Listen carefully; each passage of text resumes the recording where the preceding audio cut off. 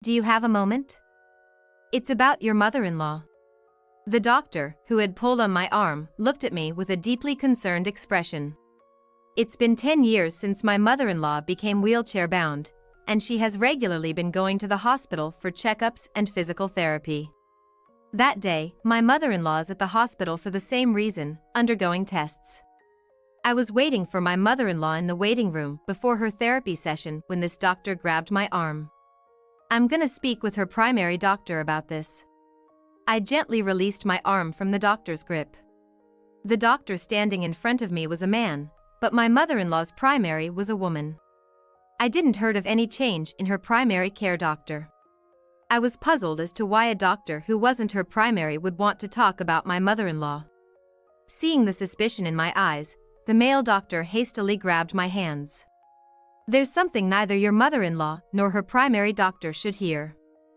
That's why I only want to tell you. Huh? Only me?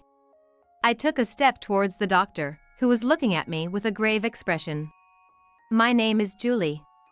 I'm a 37-year-old office worker. I work at a small and medium-sized company, but for some reason, I've been working remotely lately. When I was a child, my mother left home, and I was raised in a single-parent family. My father was always like, your mother was a no-good woman who ran off with a younger man. He advised me to never meet her.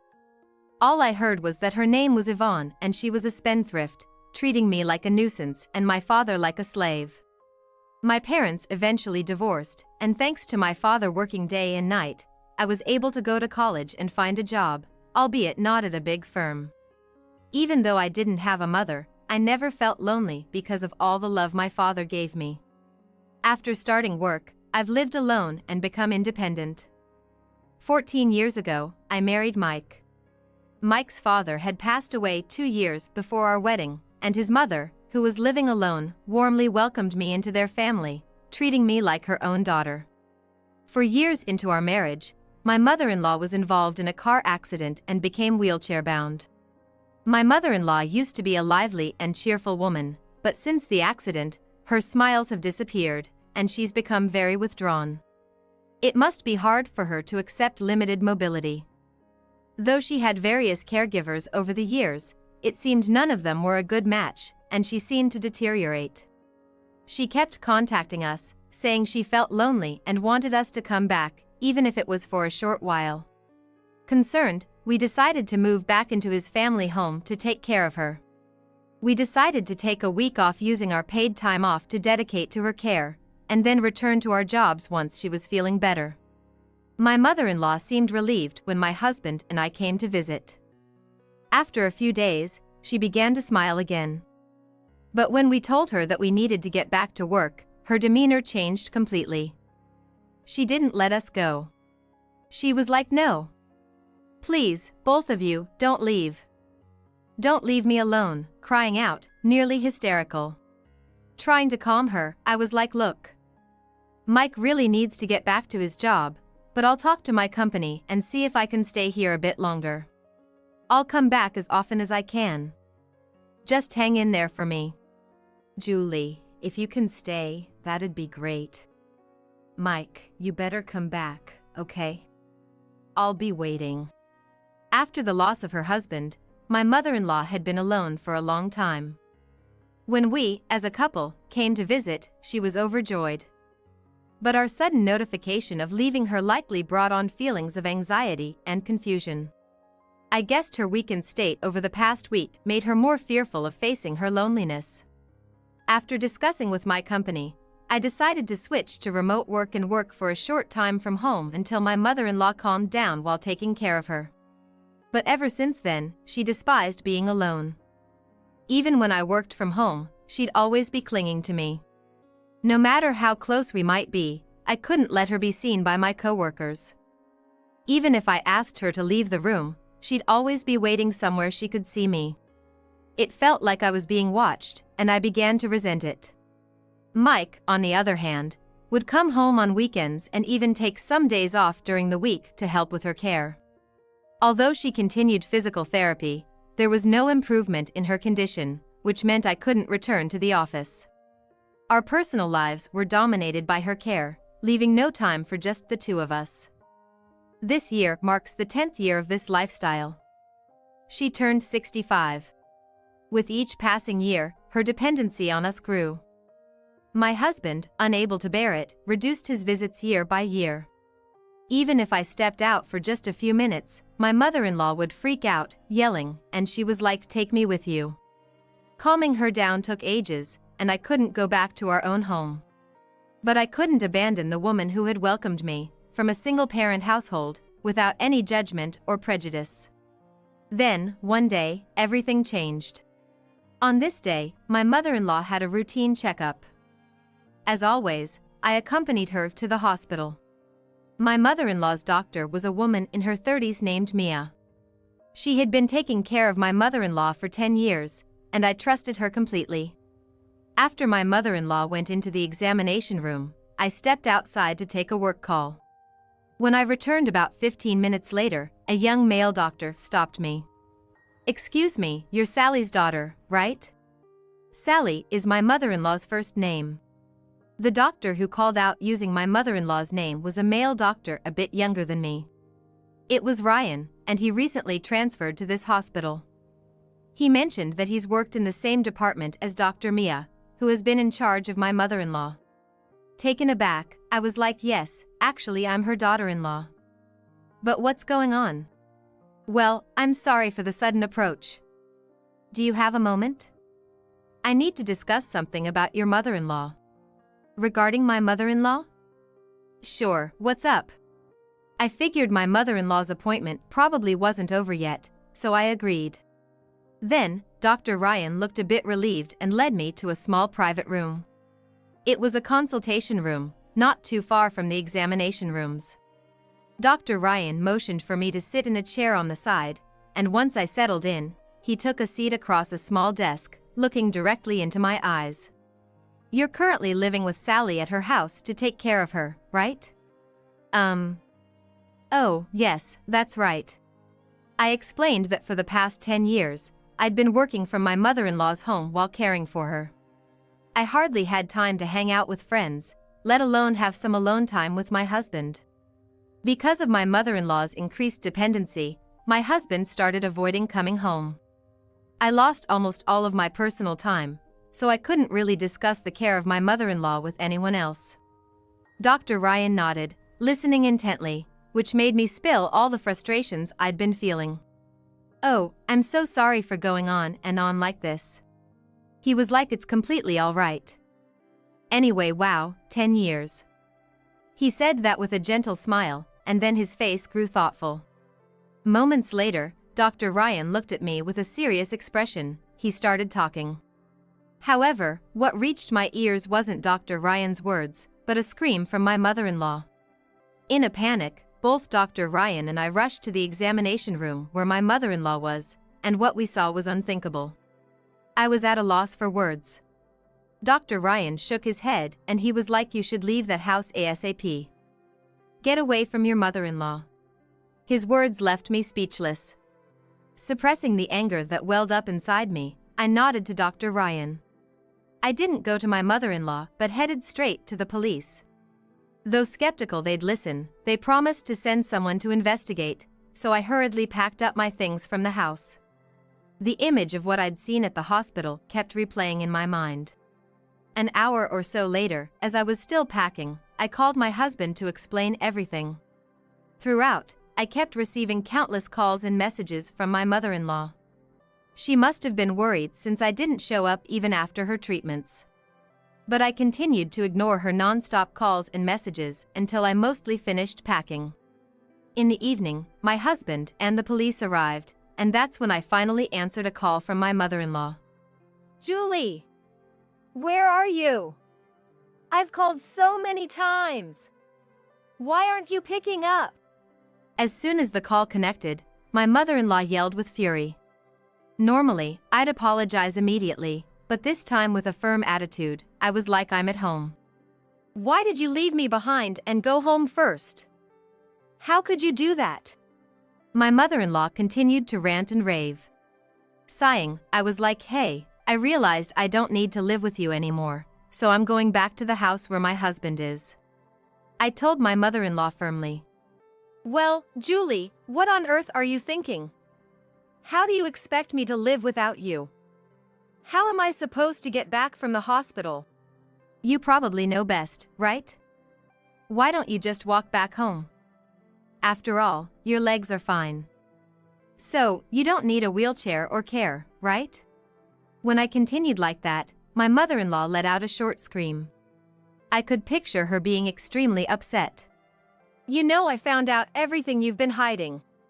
I then relayed to my mother-in-law what Dr. Ryan had told me and what I had personally witnessed. According to Dr. Ryan, recent tests showed that there were no issues with the muscles or nerves in my mother-in-law's body. That's when he thought it might be all in her head. He thought that maybe my mother-in-law genuinely believed she couldn't walk, and that belief was what was actually preventing her from walking. Apparently, the power of such beliefs can be incredibly strong, and he was considering not only physical therapy for her legs but also psychological care. That's why he thought to include me, as family, in the care plan and had called me over. But, it turned out, even that wasn't necessary. While I was speaking with Dr. Ryan, I heard a woman scream from the examination room. Was that my mother-in-law? Dr. Ryan and I exchanged glances and quickly went to check the room. The exam room door had a window, and through it, we saw my mother-in-law making gestures as if swatting away an insect. Indeed, the scream had been my mother-in-law's. But why would there be a bug in the exam room? As it turned out, my mother-in-law had mistaken dust for a bug. We saw her picking up the motionless dust and walking over to the trash can to throw it away. Incredibly, my mother-in-law walked without the need for a wheelchair or cane, moving with light steps. I stared in shock as Dr. Ryan pushed me to the corner of the hallway. Peeking into the examination room, we noticed that my mother-in-law didn't seem to be aware of us. She calmly returned to her wheelchair as if nothing had happened. Just then, Dr. Mia came back into the room and slowly extended her hand to my mother-in-law. My mother-in-law, seemingly in response, placed a brown envelope in her hand. Dr. Mia discreetly slipped the envelope into her skirt pocket and, acting as if nothing unusual had transpired, pushed my mother-in-law's wheelchair towards the facility for physical therapy. Julie, are you okay? I was so stunned by the series of events that I could only stand frozen until Dr. Ryan spoke softly to me. It wasn't that she couldn't walk or even that she believed she couldn't. She was pretending to be immobile. Trembling, I felt Dr. Ryan's hand on my shoulder, shaking his head gently. He advised me to leave my in-laws' house immediately, and I quickly packed to escape from my mother-in-law. Throughout my story, my mother-in-law remained silent. Finally, with a sigh audible over the phone, she began to speak, perhaps realizing she couldn't evade the truth any longer. It's true that I became wheelchair-bound after a car accident. And it's true I was injured seriously enough to need care. But thanks to the treatments, about 5 years after the accident, I could walk with the aid of a cane. My husband and I, listening over the speaker, were stunned. To think she had recovered in just 5 years. What then was the purpose of the 12 years we had spent caring for her? She was like I feared that once you both found out I could walk, you'd leave my side, Julie, Mike. I couldn't bear that thought. We knew she loved us dearly from her day-to-day attitude. She had us take care of her to ensure we wouldn't leave. Julie, I truly love you like my own daughter. After Mike moved out and my husband passed away, I felt so lonely. My mother-in-law repeatedly told us, but our hearts remained unmoved. We knew that, Mom. Mike. But the way you went about it was wrong. We can't be by your side any longer. Sorry. Look, I've been taking care of you for the past 10 years while working. My colleagues have experienced promotions, marriages, and childbirth. Because of your care, I couldn't have a child of my own. I had almost given up on having kids. But now, I feel like the past 10 years are in vain. Why did you deceive us to the point of having us care for you? We would have visited you during our time off. Why did it have to be this way? I didn't mean to blame her, but as the words poured out, so did my tears. With my husband supporting me, I told my mother-in-law that I didn't intend to care for her anymore. We would leave her house today and never contact her again. My mother-in-law protested and grew hysterical, but we hung up. The police, after understanding the details, said they'd begin an investigation. 2 months later. After moving, I was at a hospital with my husband. When we were about to leave after finishing our doctor's appointment, a familiar person rushed over to us. It was Dr. Mia, who was supposed to be my mother-in-law's doctor. We remembered her with fuller cheeks, but she looked gaunt, and fatigue emanated from her entire being. Wondering why she was at this hospital, we couldn't decline her as she approached with a desperate look, so we reluctantly listened to what she had to say. Turns out, Dr. Mia knew all along that my mother-in-law's leg was healed, and she had accepted money from her to give her a disability diagnosis. She mentioned the money was also in the envelope she received from my mother-in-law that day. Apparently, due to a complaint by Dr. Ryan recently, the hospital found out, and she was fired immediately. Furthermore, since she had continuously forged medical certificates, she's likely going to be arrested for fabricating medical records, and it's almost certain that her medical license will be revoked. But she insisted that she didn't do anything wrong. Incredibly, Dr. Mia claimed that the money wasn't an appreciation gift from my mother-in-law, but hush money from my husband and me. She alleged we plotted to scam disability pension by making my mother-in-law disabled, and she had written the necessary documents reluctantly after we threatened her and paid her off, but there was no evidence of any of this. It was Dr. Mia who extended her hand to my mother-in-law that day. I couldn't believe that she put all the blame on us just because she was in trouble, about to be arrested. What are you talking about? We haven't done anything like that. No. That's the truth. I'm gonna tell the police everything. Dr. Mia, her eyes red with rage, shouted, making us turn pale. While her claims had no evidence, it would also be tough for us to prove we had nothing to do with her. Terrified at the thought of being demanded to prove our innocence, a devil's proof, my husband and I were on the verge of tears when a woman approached us. She stood between Dr. Mia and us, shielding us. Aren't you the head doctor here? I urgently need to talk to you. Upon seeing the woman, Dr. Mia turned deathly pale. She quickly put on a forced smile, approached buttering up the woman, who was glaring at her. Do you need something from my daughter? Daughter? The woman, glaring at Dr. Mia, was the head doctor of this hospital, and she was Yvonne, my mother. Yes, my mother, whom I was separated from as a child due to her divorce, was a doctor. After divorcing my father, she quickly rose through the ranks and has been the head of a major university hospital. She was also one of the people who agreed with revoking Dr. Mia's medical license when she found out about her misdeeds. Oh, you're related. In that case, could you please just hear me out? I was only threatened by them and wrote the diagnosis reluctantly. As a mother, you wouldn't want your daughter to be a criminal, right? Can't you help me out? Dr. Mia begged, trying to invoke my mother's sympathy right then and there, but my mother shook her head. My mother was like, don't mess with me. You and Sally have been deceiving the hospital and the authorities for 10 years, keeping my daughters confined at home.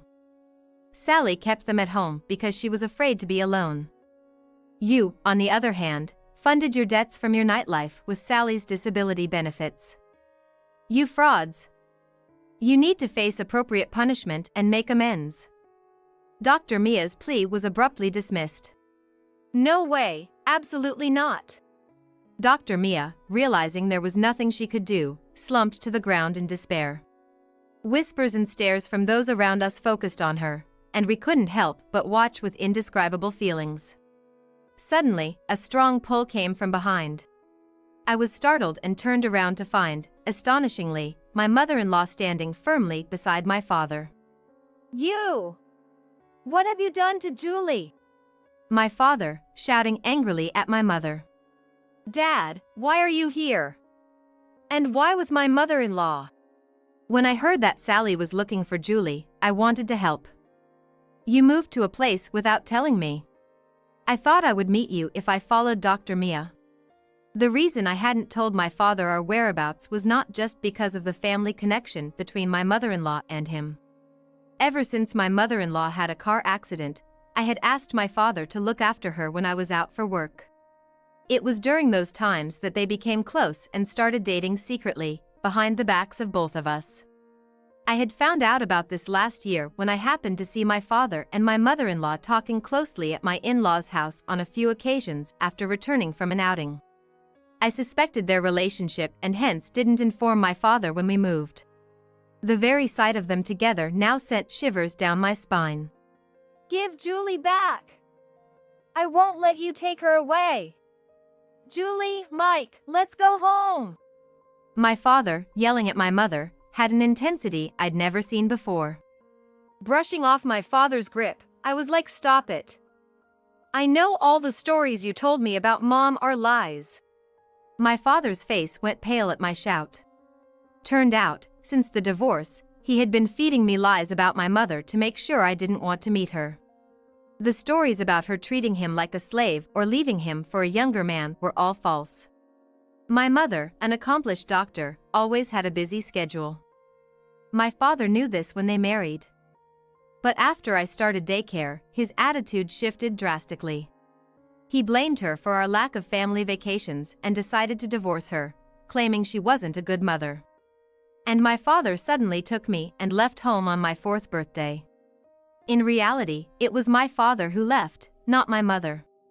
Following the divorce settlement, even though my mother had a decent income, she couldn't guarantee time for raising me.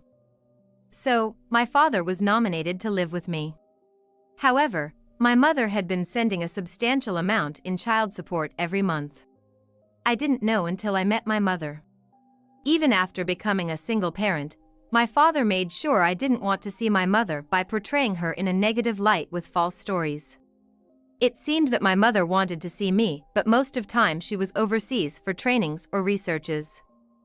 Even she kept sending me letters to me from overseas, but my father kept refusing, hiding the letters. There were times when it seemed they might meet, but something always came up. Either my mother got an emergency call at the hospital or my father would come up with an excuse to cancel at the last minute. I had been told since I was young that my mother couldn't be reached, or that no one knew where she was. Turned out, that was a lie. The reason my father could afford to travel once every 2 months and pay for my high school and college tuition was thanks to the child support money from my mother. Our comfortable life was all thanks to my mother. So, the story of my father working late nights was also a sham. To make it seem like he was struggling with parenting, he'd work a regular 9-to-5 job, then spend night in somewhere, coming home only in early morning. When my father yelled and he was like, "Where's your proof?" my mother calmly showed him a mobile bank app. She was like, "This is how much I've transferred to you over the years for Julie, and your company unusually has strict policies against second jobs, so it was impossible. I can confirm with them if you'd like." My father crumbled, and my mother-in-law tried to comfort him. Seeing my father like this made me realize that I had been lied to my entire life. While the truth was shocking, I felt more anger than anything else. I was like, "Thanks for everything, Dad. But it's time to say goodbye," saying that coldly. My father clung to me, and my mother-in-law was like, "Julie, your dad did everything he thought was best for you." No, he did it for himself. He lied about struggling as a single parent using the money from my mom. And you lied to my husband and me, trying to bind us to your home. Both of you are a perfect match for your lies. Please, stay away from us and my mother. With no excuses left, my father and my mother-in-law were speechless. Ignoring their stunned faces, we left the hospital with my mother. Later, Dr. Mia was arrested and lost her medical license.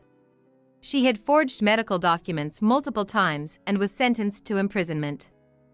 Additionally, the hospital she worked for is suing her for defamation. My mother-in-law had bribed a doctor for a fake diagnosis, leading to her having to pay back all the pension money she received with interest. She's also facing fraud charges, as informed by the police. Mike says he's cut ties with her, so he's not bothered about her future. I'm trying not to care either. As for me, I realized I had been somewhat dependent on my mother-in-law. Feeling betrayed sent me into a mental spiral, so I've been seeing a therapist at the hospital where my mother works. Regarding my reunion with my mother, when I was getting a referral at my previous hospital, the doctor's name I was referred to was the same as my mother's. To my surprise, it was actually her. My mother was skeptical when she saw a patient named me, but during the consultation, she realized it was me. Our reunion can only be described as miraculous. I can't be treated by my mother due to hospital rules, but she supports me from behind the scenes. I've been back to my job at the office while still attending therapy. When visiting Dr. Ryan, who informed me of the truth about my mother-in-law, I heard that he and my husband were old high school buddies. We now often hang out, with Ryan visiting our place, and everything feels like old times. It may be hard for me to forget how I was tied up by my mother-in-law and my father. But my husband, my mother, and Dr. Ryan always encourage me to take things easy and do what I want. Thanks to that, I'm planning trips with my friends or going to cafes by myself. It's thanks to me that you're alive, you parasite. If you have a problem, then divorce me and get out. In John's eyes, the kindness that was evident when we first met was now gone, replaced by a chilling coldness. The glasses he wore and the tie around his neck looked rather expensive, making it clear just how self-centered John had become just from his appearance and behavior. Fine, I'll leave. I said that, packed my things, and left immediately. And I vowed to retaliate against John. My name is Linda. I work as an administrative assistant in a company and live with my mother. Although I seem pretty ordinary, there's one thing about me that sets me apart from everyone else. That is, I use a wheelchair. In fact, due to a traffic accident I had in my student days, I had to live my life in a wheelchair, even though I wasn't fatally injured. When I first started using a wheelchair, there was a lot I had to get used to, and it was quite challenging. But, people are resilient, and once you've spent enough time in a wheelchair, you get the hang of it. Sometimes I wonder if this is what folks would call a silver lining in a cloud. To be able to think that way probably means I've come to a good place mentally. But just going to work and coming back home isn't enough to make life fulfilling. So, my favorite pastime was going to the local library in town to read. I've loved books since I was a kid, and even now as an adult, I'm still a bookworm. And that day too, I was at the library. But on that day, there was a medium-sized rock at the entrance for some reason, and I had trouble getting past it. The one who helped me was John. With his help, I could enter the library without a hitch. From then on, I often saw John at the library, and eventually, we started dating and finally got married. And so, I began living with John. But after a while, John made a surprising proposal. Linda, I want you to take good care of our home, and I want you to be my rock. So, I'd like you to be a stay-at-home wife. Please. Wait, a stay-at-home wife? John suddenly pleaded with me to become a stay-at-home wife, but to be honest, I really didn't want to quit my job. But John kept asking me over and over to be a stay-at-home wife, so in the end, I gave in. My colleagues never expected me to resign and tried hard to convince me to stay, but at the time, I prioritized my husband's wish over everything. In fact, just the act of telling the company I wanted to resign was exhausting, and by the time I did resign, I was mentally drained. Since I quit my job, life has felt dull and uninteresting. Out of boredom, I called my old college friend, Alicia, to vent, but she was quite critical of my feelings. In this day and age, where both men and women usually work, husbands who ask their working wives to become stay-at-home wives are rare. Linda, you're blessed, and you should be more grateful for your current situation. Alicia, unlike me, always talks about wanting to quit her job. It was clear that we had contrasting views. I had hoped Alicia might at least pretend to empathize with my frustrations, but she completely shut me down, leaving me feeling lonely. Plus, the allowance John gives me for household expenses is minimal, and I've had to be very frugal. When it wasn't enough, I had to dip into the savings I had accumulated when I was working full-time. Because of that, I was determined to not overspend and started cutting back significantly on my beauty expenses. Still, my savings were dwindling. Watching the balance decrease became a sad daily ritual, leaving me in a sour mood. But I found it hard to voice these concerns to my hardworking family, so I kept silent. So, without my fulfilling job and having to skimp on beauty expenses, the only joy left in my life was borrowing books from the library. Libraries are great, right? Being able to borrow books for free is awesome. At that time, I was more focused on saving money, and the joy of reading was overshadowed by the fact that I was borrowing books for free.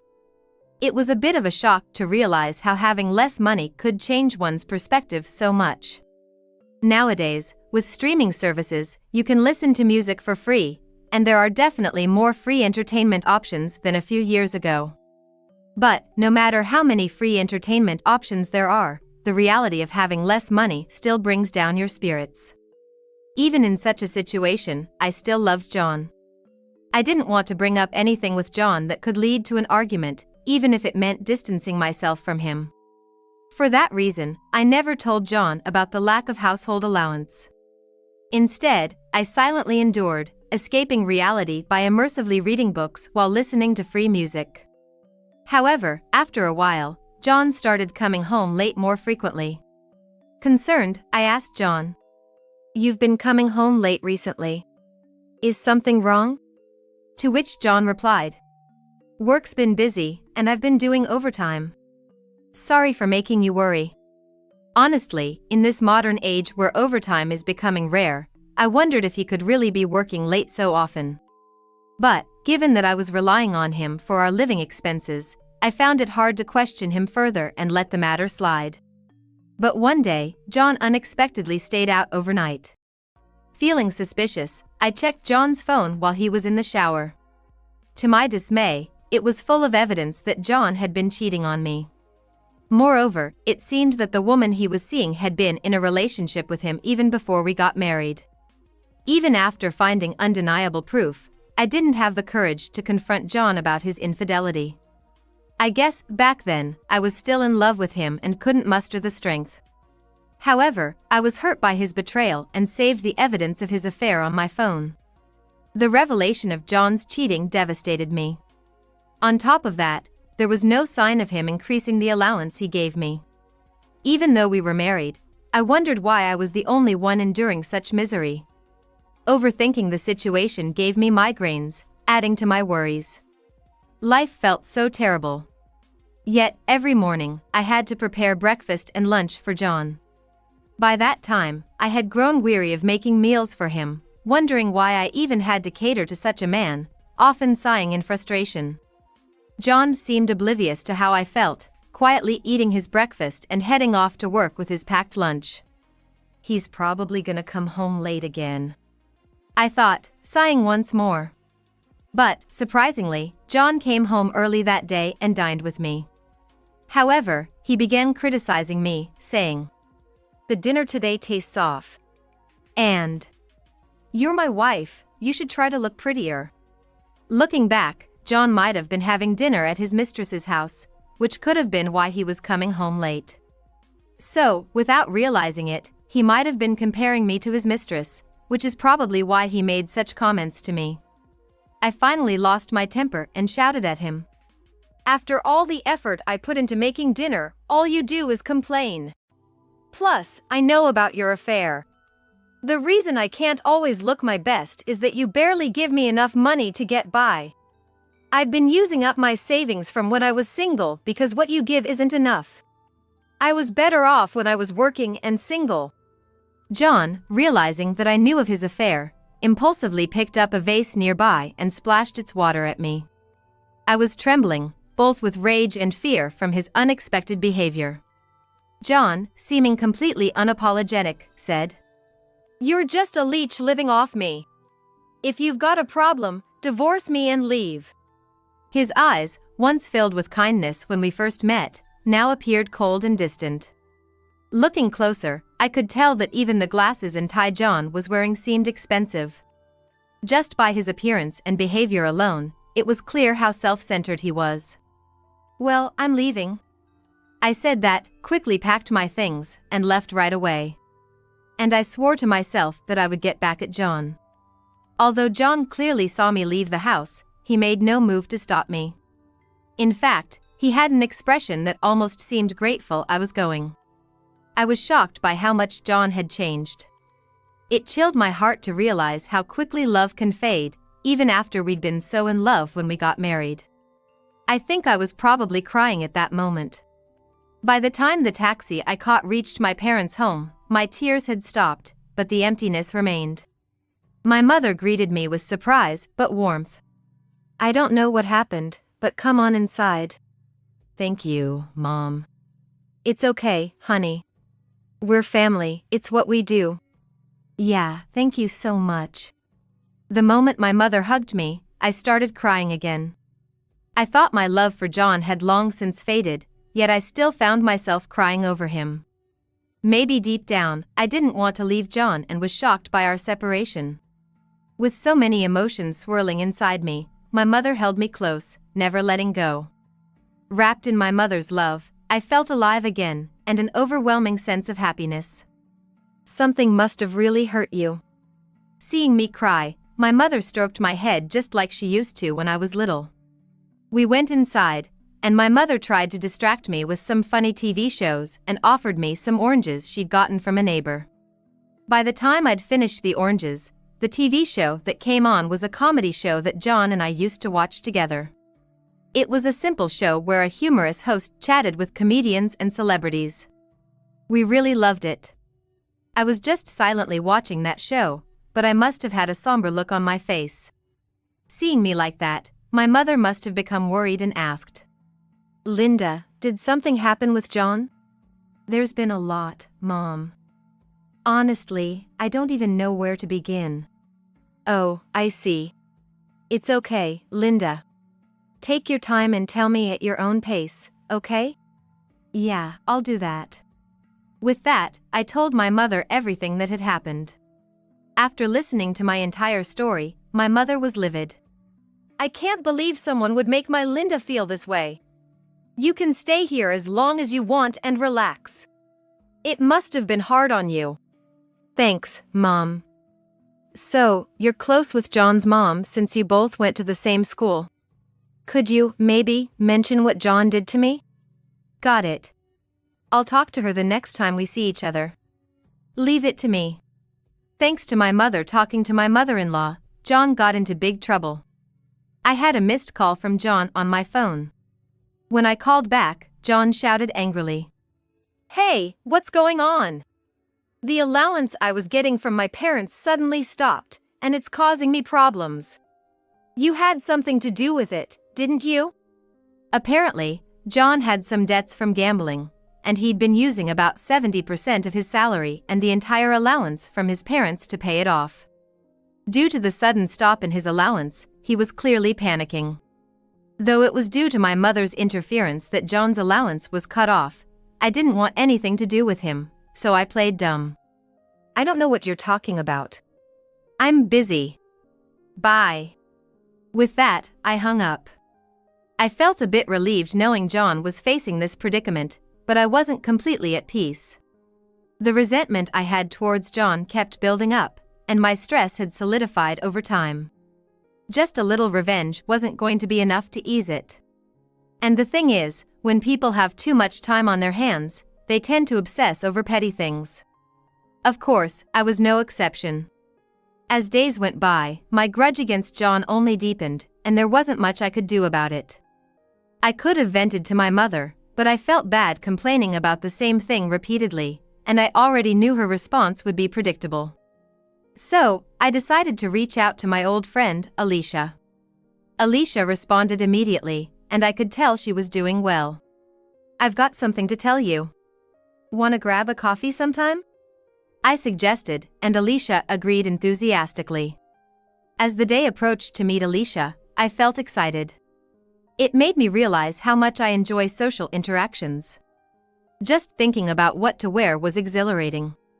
On the day of our meetup, Alicia and I met up and went to a nearby cafe. There, I told Alicia everything about what John had done and the current situation. I see, that sounds tough. Yeah, and John would give me so little for household expenses, but he always bought expensive stuff for himself. His glasses had all these fine details and embellishments, and his tie was made of what seemed to be expensive fabric with beautiful red and blue stripes. As I described the unique features of John's belongings, Alicia seemed to recall something and went silent for a moment. After taking a deep breath, she asked me, "Hey, Linda, can you tell me your husband's name? I feel like I might know him." "Oh, really? You know him?" "His name is John Martinez." "I do know him." "Wow, John Martinez is my boss. I really don't like him, he's so annoying and nitpicky, and his instructions at work are hard to understand." I had no idea. "But how did you figure it out?" "Well, I happened to remember my boss wearing a distinctive tie that looked expensive. So when you mentioned a similar tie, I just thought maybe, and bingo! I was shocked." "I see. So, can you spread the word at the company about how messed up John is?" "That sounds good. If all goes well, he might quit, and you can get back at him. I'd be happy to help." And so, Alicia began to spread rumors about John being an unreliable husband at the office. Gradually, the news spread throughout the company. By that time, John felt like he was walking on eggshells, finding it difficult to be at work. After a while, I started receiving emails from him. The emails were about how he felt uncomfortable at the office and didn't know what to do. For my part, I felt like shouting at John. "Why should I care? If you hadn't done what you did to me, none of this would have happened. It's all your own doing." But I didn't want anything to do with John, so I ignored the emails. However, it's strange how men act. The moment a woman stops chasing after them, they start chasing the woman. I've read about this phenomenon in many relationship advice books, but I never thought it would actually happen to me. Probably because I had been ignoring John's emails, I received another email from him. "After some thought, I realized that I need you, Linda. I want to discuss our future and try to start over. Please, can we meet?" I could feel the desperation in John's message, and by the time I finished reading, I was completely drained. Even a single email from John could ruin the good mood my mother and Alicia had set for me. Such power he had. Now, how to deal with this email? I did think about ignoring it again, but on second thought, John and I are technically still married. Honestly, I wished I could erase the fact that I registered our marriage with someone who brings me down. I even wanted to divorce him right away. So, thanks to John's email, I finally made up my mind to get a divorce. I acted swiftly. "All right, if we involve our parents in the discussion, I'm okay with meeting you." And that's how I responded to John immediately. Soon after, I received a reply from John, and I was able to get his approval. I bet John probably thinks that because I'm seriously considering our future together, that's why I've said I want to discuss things involving both our families. He's likely in La La Land, completely misunderstanding the situation. As for me, I was in the middle of a triumphant pose, having successfully led John to that mistaken belief. I had been strategizing with my mother about how we'd teach John a lesson, and my mother had shared the plan with my mother-in-law. Then, surprisingly, my father-in-law also decided to join our strategy. It seemed that my mother-in-law and father-in-law were appalled at John's irresponsibility and bad character. They no longer saw him as their son. That's probably why they sided with me in this situation. So, with everyone except John, we kept discussing and refining our plan. On the day of the confrontation, my mother and I headed to the house where John lived. Upon arrival, John greeted us with a smile, but I felt a chill. Already in the living room were my mother-in-law and father-in-law. When everyone had gathered, John began to speak. "Linda, would you live with me in this house again?" "No, I want a divorce." I calmly responded and began laying out the lawyer's business card and various pieces of evidence of his affairs on the table. Seeing this, John paled as my mother-in-law and father-in-law started berating him. How could you, as a man, let Linda go through all that? I never thought you'd turn out to be such a loser. We're done with you. Really, I don't want to see your face anymore, John. Ah, Linda, you can always rely on me, okay? With that, John was berated by his parents, got a firm disownment, and in the end, it was settled that he'd divorce me. Tell me it's a lie.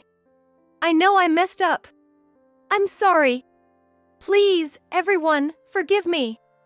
John's pitiful voice echoed throughout the living room. Afterwards, my divorce from John went through smoothly, and a little later, when I informed Alicia about it, she said she had some news too. Given the cheeriness in Alicia's voice, I thought maybe she was gonna get married, but that wasn't the case. Turns out, Alicia joyfully informed me that John had quit his job. According to Alicia's story, after John and I divorced, he felt increasingly uncomfortable at work and eventually chose to resign voluntarily. Well, I'm just glad I don't have to deal with that annoying boss nitpicking or taking those lousy job instructions anymore. Really, it feels like a thanks for letting me go moment. Alicia's carefree voice came over the phone. As for me, hearing about John's voluntary resignation, I felt a mix of happiness and emptiness. I mean, I didn't like John anymore, but he was once someone I loved. The fact that he left his job because of our issues weighed on me a bit. But John not only subjected me to financial abuse but also cheated on me. Maybe it was some kind of divine retribution. At least, that's how I tried to see it. Plus, John divided the property appropriately. Rumor has it that John is working day and night to pay off his debts and cover his living expenses. Seems like fitting punishment for him, if you ask me. As for myself, I've been living with my mother as usual. But I realized I couldn't keep doing that forever, so I started working as a full-time office worker again. Having had experience in administrative roles, I got hired quickly. My company regards me as an immediate asset, and they rely on me. Contrary to popular belief, office work can be pretty intricate when you get into the details.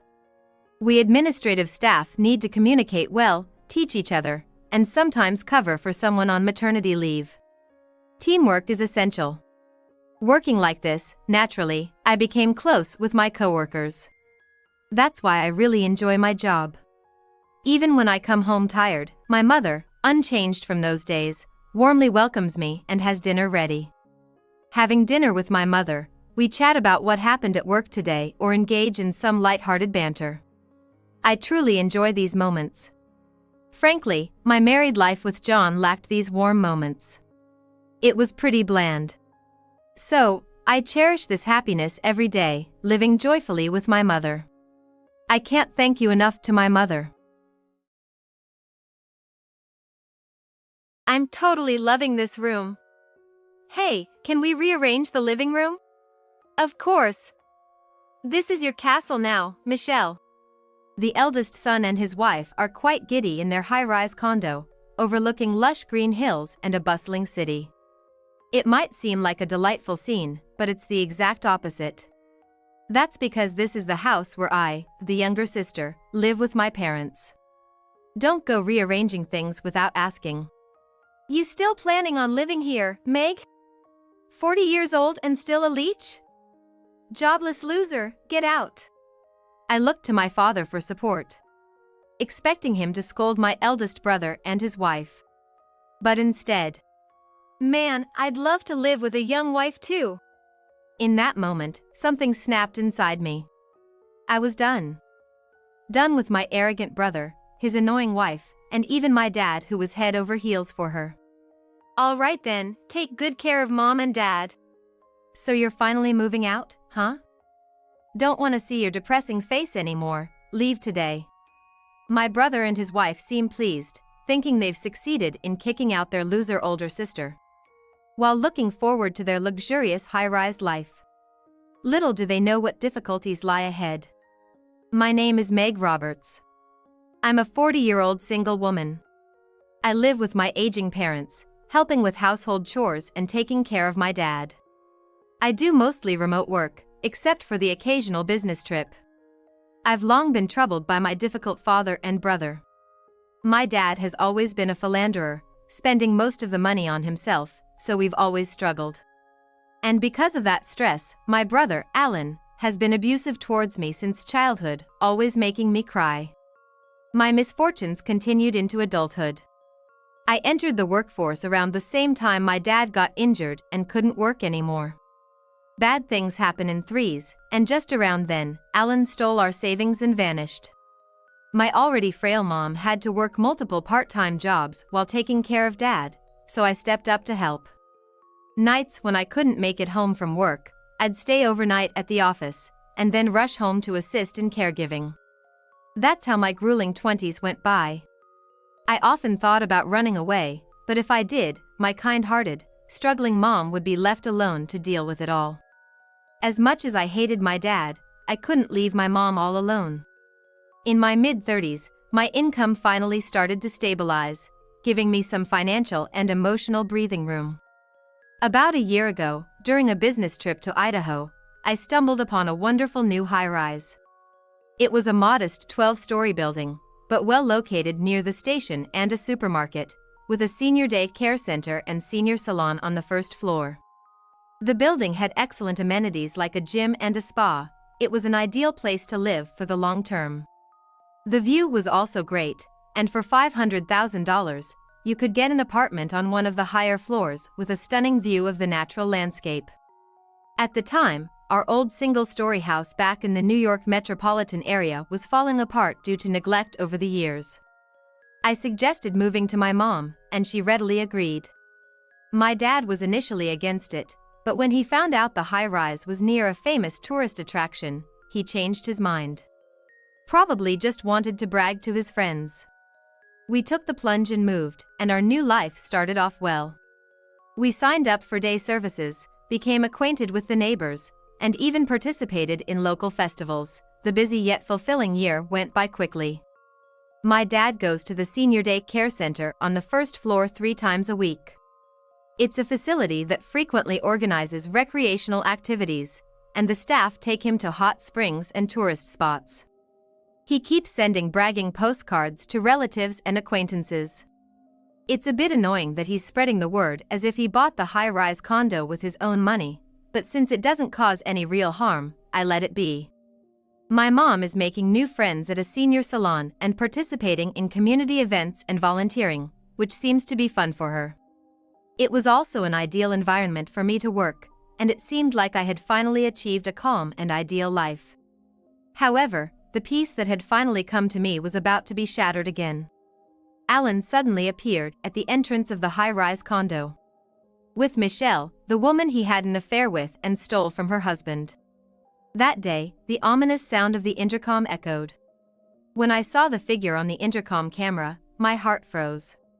Hey, I heard from a friend that you moved. Dad, that's amazing. Where did you get the money to buy such an apartment? It was Alan, my older brother, who had been out of touch no matter how many times I tried to contact him. Alan, with the top 2 buttons of his Aloha shirt undone, sunglasses on, and speaking in a thuggish tone. I asked him coldly what he wanted. "What do you want?" "Oh, it's you, Meg. I heard from a buddy that you quit your job years ago and hardly ever leave the house now, huh? Being an old unemployed loser, that's pathetic." I still couldn't forgive this brother of mine. Because of this man, my mother and I had a tough time. However, if Alan had shown any signs of remorse, I would have been able to let bygones be bygones and treat him kindly. Instead, Alan mocked me, whom he should have troubled. I became even more resolute. "If you have no business here, please leave." What? I came all the way here to introduce you to my wife. Open up. Sure enough, there was a woman standing next to Alan. Honestly, I had a bad feeling about it, so I was reluctant. However, my mother said, "I don't know when we'll see him next, so I want to meet her," so I reluctantly unlocked the entrance. To my mother, he must still be her beloved son, no matter what. Alan, who barged into the room, sat down heavily on the sofa as if he had forgotten about the money he had embezzled when he was young. "When did you get married?" "Today." When Alan embraced his wife, Michelle, she boldly intertwined her arms. In front of her husband's family for the first time, doesn't she feel embarrassed or think she should be polite? But there was something more concerning. Michelle, you've only been divorced for 6 months? Yeah. I took her away from her boring ex-husband, who only had being serious going for him. Alan fought against the company to steal me away and escape. It was so cool. Michelle, who said she was 30 years old, had a face appropriate for her age, but her hairstyle and fashion were like a college student's. Moreover, she moved her body excessively and spoke in a high-pitched voice. I felt a strong aversion towards the two of them as they openly and glamorously talked about the fact that Alan lost his job due to the affair, without even trying to hide or downplay it. However, my father, who was there, was leering at Michelle with a lecherous gaze. Michelle doesn't look 30 at all. She looks so youthful, almost like she's still in her teens, doesn't she? Ah, I'm so happy to hear that. Hearing Michelle's flirtatious voice, a cold wind blew through my heart. My mother was also stiffening her expression next to me. This high-rise condo is very nice, but, Mr. Roberts, did you take on a loan at your age? My father answered Michelle's intrusive question with pride. I paid in full, so I only have to pay $100 for the management fee each month. So financially stable. I couldn't take it anymore. I wanted them to leave as soon as possible, so I asked Alan. When do you plan to go home? It's already evening, so we're staying here tonight. What? It's a bit of a problem if you tell me suddenly. Didn't you book a hotel or something? I came back to my parents' house for a night. What's the problem? But we only have one spare bed. Then, Michelle blushed and wiggled as she said, I'm fine sharing a bed with Alan. Actually, I prefer that. Feeling nauseous, I took out my smartphone and immediately booked a nearby hotel. Please leave now. Alan was reluctant and grumbling, but my mother quickly handed him some cash. Stay at a hotel with this. Don't bother Meg. Then, Alan left satisfied, taking Michelle with him. Meg, I made you feel bad because I said I wanted to see Alan. I'm sorry. It's okay. It's not your fault, Mom. It's only natural for a parent to want to see their child after not hearing from them for years. When I remembered the faces of Alan and Michelle, who cleverly manipulated my mother's kind-heartedness to get money from her, I felt so frustrated that I couldn't help it. That day, I fell asleep at some point while working at the living room desk until late at night. Please stop, Alan. Leave. The next morning, I woke up with a start when I heard my mother's almost tearful shout from my room. I took off the blanket that my mother must have put on me and rushed to my room, only to be stunned by the scene before me. The room was ransacked, and things were scattered all over the floor. Alan and Michelle were throwing my clothes and daily necessities into a suitcase, one after the other. What are you doing? As I felt the blood drain from my face, Alan smirked and said, You don't have a room anymore. I see you have a lot of expensive clothes. I'll take some, okay? Stop it. Enough is enough. According to my mother, my father let Alan and Michelle into the room without asking them first thing in the morning. After Alan and Michelle closed their packed suitcases, they carried them to the living room and went out. I really like this living room. Can I redecorate it to Michelle's taste? I want to line up all volumes of That Love is the Wind of Early Spring here. It's a comic book that you love to read. Of course. This is your castle, after all. It would be a problem if you redecorated it without permission. Then Alan, trying not to burst into laughter, said, You still planning on living here? You're 40 and still want to leech off us? Unemployed losers should get out. He really intends to kick me out. I knew Alan was a terrible person, but I never imagined he could be this bad. It's embarrassing as a human being to act like your father-in-law's condo is yours.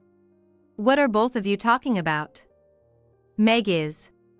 Alan brushed off my mother, who was trying to defend me. Can you be quiet, Mom? You're the one who raised a 40-year-old woman still living with her parent. It was bad enough that he was mocking me, but to hurl such abusive language at my mother was unacceptable. I was trembling with anger but swallowed it down. There would be no point in saying anything to such a couple. They had been looking down on me from the start. I looked at my father for help. His wife and daughter had been insulted to this extent. Surely he would scold Alan, wouldn't he? However, I kinda want to live with a young wife too. My father said such a carefree thing. At that moment, the tension in my heart snapped. I was fed up with my arrogant eldest son, his silly wife, and my father who was smitten with his daughter-in-law. Well, take care of yourselves then.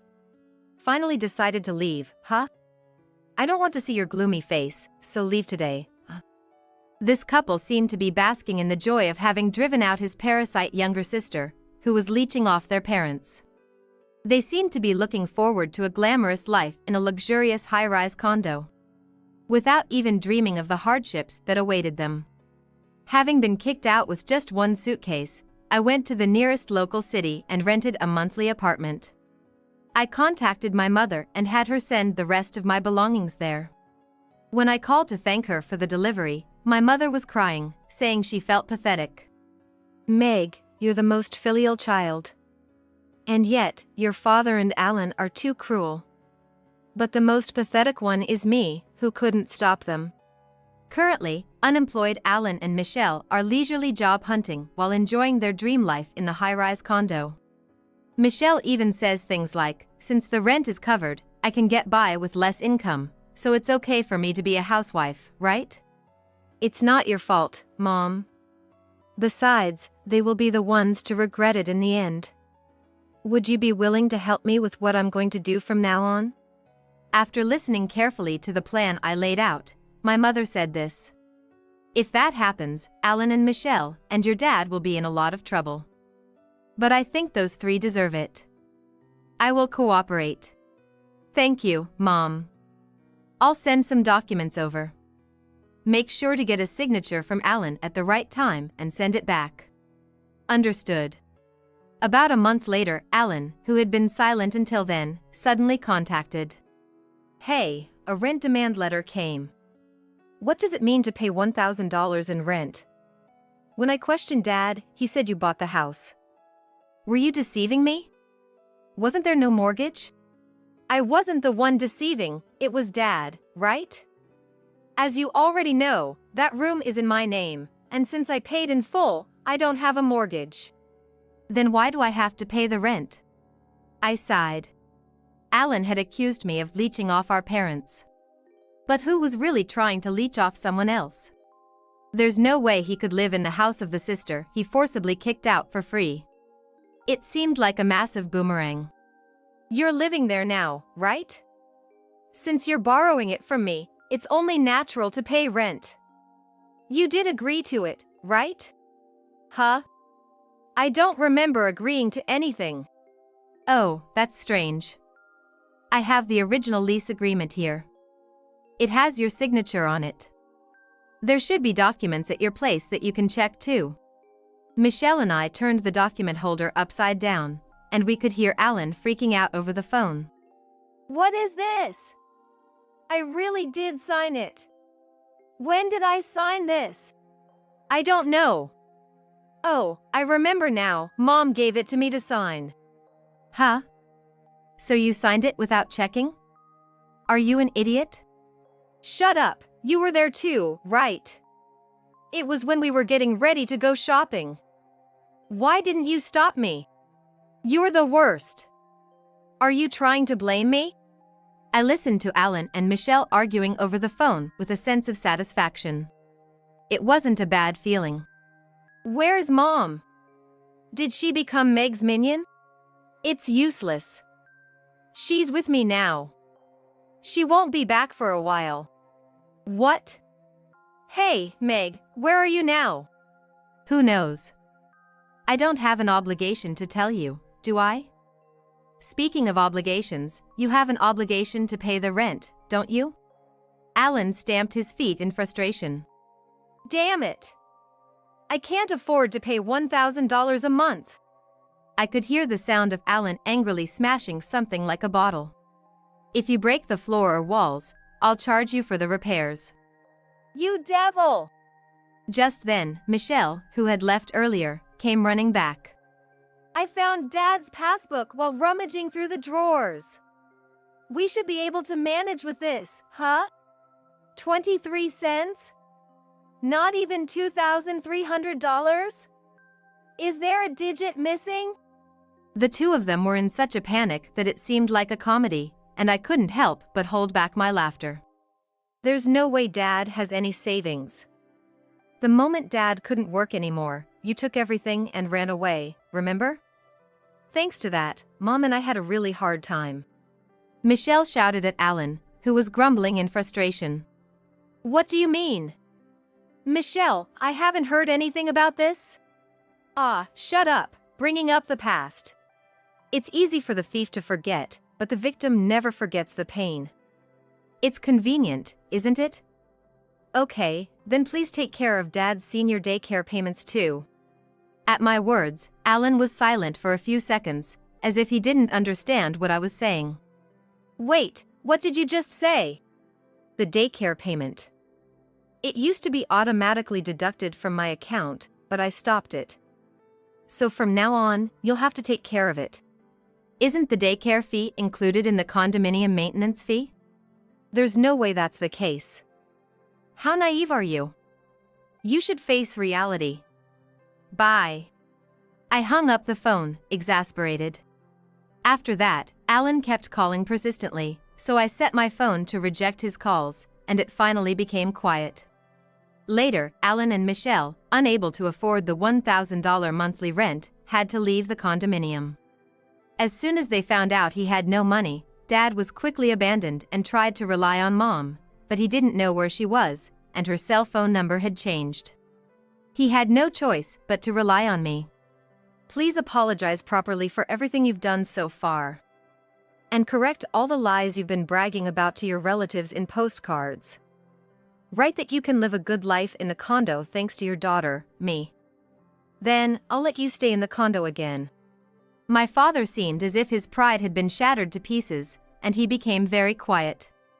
However, at the end of the day, I think it was my father who underestimated me too much. This incident must have been a good lesson for him. When I returned to my condo and took a breather, the ominous chime rang again. When I checked through the video intercom, there stood Michelle, unbelievably. Such a jerk, that man. I couldn't believe my ears when she cursed, as if she couldn't have been openly flirting and calling him Alan just a while ago. That guy cheated on me right after leaving the condo. From what I gathered from Michelle's story, after leaving the condo, Alan and Michelle moved to the city, saying that condo was too rural. From now on, we will live a sophisticated city life. It was a classic case of sour grapes. But Alan, who was dismissed for misconduct, was unlikely to find a good job. Alan was apparently picky about his jobs and remained unemployed, eventually getting hooked on playing slots. They lived in a narrow, old apartment, and Michelle started supporting Alan by working full-time as a temporary staff. However, Michelle gradually became dissatisfied with Alan, who did not do household chores and was obsessed with slots, and they started having marital quarrels every night. So, he cheated. It's karma, isn't it? What's karma? I don't understand what you're saying. I started to feel a bit sorry for Michelle. You're pretty stupid and terrible too, but my brother is even worse. What a pity. But, I regretted sympathizing with her even for a moment after hearing her next words. So, you have money, right? Pay the alimony instead. After all, it's your fault for kicking us out. The conversation was so abrupt that I didn't understand what she was saying at first. As I gradually absorbed the situation, I was dumbfounded and firmly refused. There is no reason for me to take on the alimony, and if we go back to the root cause, you guys were the ones illegally occupying my house. When Michelle started yelling again, a serious-looking man in a suit and glasses appeared behind her and looked into the intercom camera. Excuse me, I came to pick up the latest manuscript of that wind. Michelle was startled and glared at the man. Who are you? Oh, I'm sorry for not introducing myself. I am Jeff, the editor in charge of Mississippi Roberts. Today, I came to pick up the manuscript of the manga that Love is the Wind of Early Spring. After a brief pause, Michelle started screaming hysterically. What do you mean? Why is the editor of Michelle's Bible, That Wind, coming to this woman's house to pick up the manuscript? Huh? Don't tell me, huh? It is exactly what you are thinking. I revealed the truth while finding the situation amusing inside. The author of the shoujo manga That Love is the Wind of Early Spring, abbreviated as That Wind, which you have collected all volumes of, is me. It took a long time to gain recognition, but thanks to this work, which I started serializing about 5 years ago, becoming a big hit, I became known as a late-blooming manga artist. And finally, I was able to earn enough money to buy the condo. So, That Wind is a very important work for me. Michelle was speechless at first, then started to tremble gradually. So, some of the money I was happily spending to buy the latest volumes flowed to you as royalties. And all those heart-throbbing scenes were drawn by you, and I was being manipulated. It was understandable that Michelle was confused, as the author of the comic book she revered as a Bible was the sister of the man she was currently hating. Michelle seemed to be filled with anger and shame, screamed "Gah!" and ran outside. And she never came back again. Later, I heard that Michelle and Alan got divorced. It seems that the person Alan had an affair with dumped him as soon as she found out he was an unemployed gambling addict. Now, I heard through the grapevine that Alan is making ends meet by working a live-in job. It seems to be a manual labor job that he used to be picky about and avoid. Since Alan has not contacted me, I do not intend to contact him either. If he contacts me, it must be for some ulterior motive, so I hope things stay this way for the time being. My parents and I returned to our former lives. The only slight difference might be that my father doesn't complain as much as he used to. He used to grumble about trivial things, but now it seems he feels inferior to me. By the way, the other day, my editor, Jeff, brought me the results of a reader survey for That Wind. It seems that it won the first place in popularity among the serialized comic books in the magazine. I decided to continue drawing the comic book for my readers and for myself. In this beautiful nature visible from the condo. I once almost died, but I was able to recover and I feel like I've been reborn. I'm ready to start my life over, but I can't be bothered to take care of an old woman. Although my husband was able to recover from his illness because I became a donor. He never expressed any gratitude. In fact, he handed me a business card of a divorce lawyer. Although I felt frustrated and anxious, I wasn't shocked. Ever since he regained his mobility, he had been out and about, which had already made me suspicious. And now, I am the one who is sick. I have been diagnosed with stomach cancer. Fortunately, it is not advanced, but I will have to start treatment with surgery and chemotherapy. I am filled with anxiety and I can't believe he is abandoning me like this. All my love and trust for my husband has vanished in an instant. The hardest part is that, for our daughter, Kate, he is undoubtedly her only father. I feel guilty about her becoming fatherless, but with my upcoming battle against the disease, I don't have the energy to try to repair our relationship.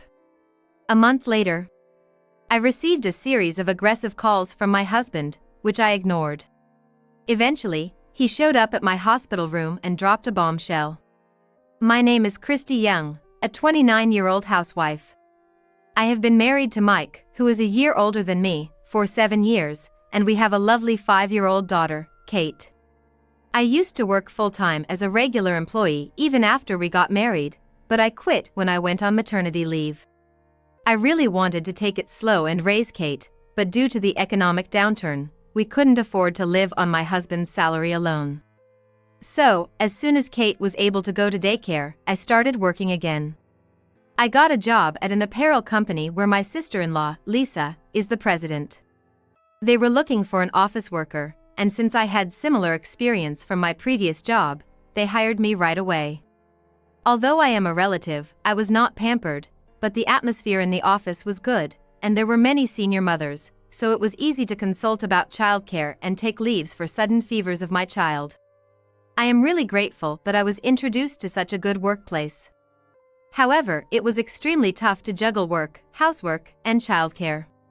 In the morning, I prepared breakfast for my husband and Kate, made my husband's lunchbox, sent him off, took Kate to daycare, and went to work. After work, I picked up Kate, went shopping, came home, cleaned, bathed Kate, and prepared dinner. By the time I finished preparing Kate's meal, my husband came home, so I prepared his dinner, and while he was eating, I put Kate to bed.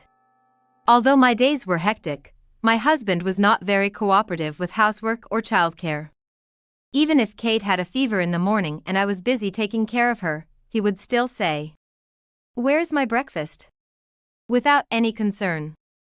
When I asked him to do the grocery shopping because I had to work late, he complained, "I am tired from work." I was tired from work too, but I didn't have the energy to argue, so I ended up doing everything by myself. Our lives took a sudden turn. When my husband was advised to have a detailed examination after his company health check showed some bad results. My husband didn't want to get retested because he said he didn't feel any pain and was fine, but he started to feel a little uncomfortable in his daily life, with unexplained bruises all over his body, bleeding gums just from brushing his teeth. It would be terrible if he ignored it and it turned out to be a serious illness. We have to think about Kate's future, so I asked him to get a thorough checkup, and it turned out he had leukemia. Why me? He was shocked to hear a familiar disease name. However, leukemia is not incurable nowadays. There are many cases of remission and social reintegration through chemotherapy and bone marrow transplantation. I decided to support my husband, who was on the verge of despair and self-destruction, and accompany him through the treatment. He took a leave of absence from work and was admitted to the hospital immediately. As for me, I had to manage work, housework, childcare, and supporting my husband's treatment.